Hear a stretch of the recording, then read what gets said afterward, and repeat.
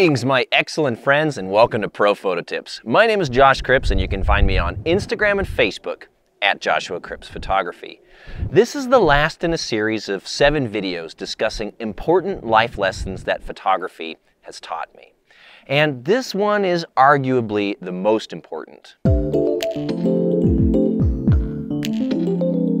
Okay, I know that is an egregiously cheesy title. Go big or go home. It sounds like something a drunk frat boy would shout before downing another shot of Jägermeister and jumping off of the roof into the pool.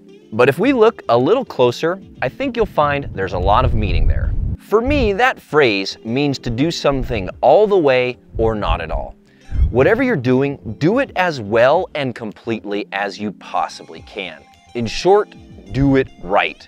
If it's something that represents you personally or professionally, don't half-ass it. And don't quit if you know it can be done better. Another way I look at it is this. Is it good enough or is it actually good? After all, there is a huge difference between the two. I can't tell you how many prints and mats I've had to throw away because there's some tiny little nick or flaw or something in them.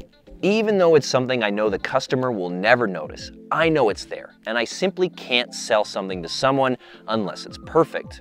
It might have been good enough, but it wasn't good. But why not settle for good enough? The reason is when you care enough about something to do it right, to try as hard as you possibly can, to make it not just good enough, but well and truly good, that's when you start to push your own limits, to produce remarkable things, and to make people stand up and take notice. Let me give you an example. The first time I visited New Zealand exclusively for photography was in 2007, and I was still learning the ins and outs of the craft. I also had a good enough attitude. I had visions for shots that I wanted, but that might be difficult or uncomfortable or expensive to pull off. I told myself, when I'm a professional, then I'll get that shot. When I'm a professional, I'll stand in that freezing cold stream to get that composition I really want. When I'm a professional, I'll start hiking at 3 a.m. to get to the top of that mountain by sunrise. When I'm a professional, then I'll pay for that helicopter to fly me around the top of the glacier at sunset. For now though, I'll just settle for where I'm standing right here. After all, it's good enough. It took a few years, but ultimately I realized I had that sentiment exactly backwards. It's not as if somebody bestows upon you the title of professional photographer and all of a sudden you are then endowed with magical abilities to scale mountains and stand in icy streams and afford helicopter rides. Rather, it's the opposite. It's your commitment to your craft that's what makes you a professional.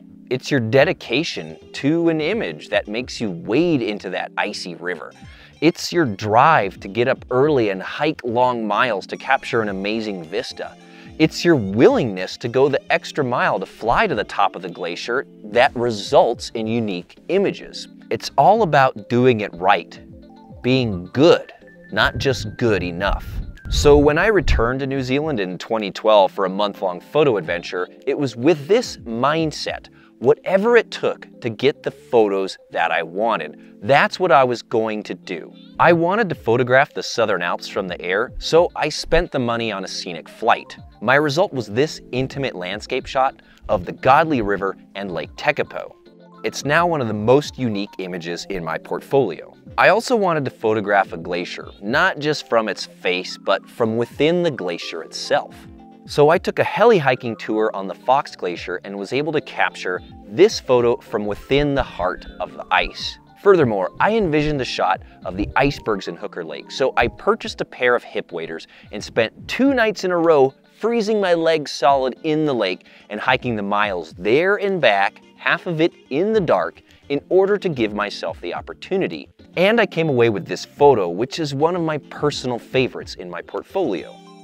Needless to say, these are photos that wouldn't exist if I hadn't done what it took to follow my vision to its completion.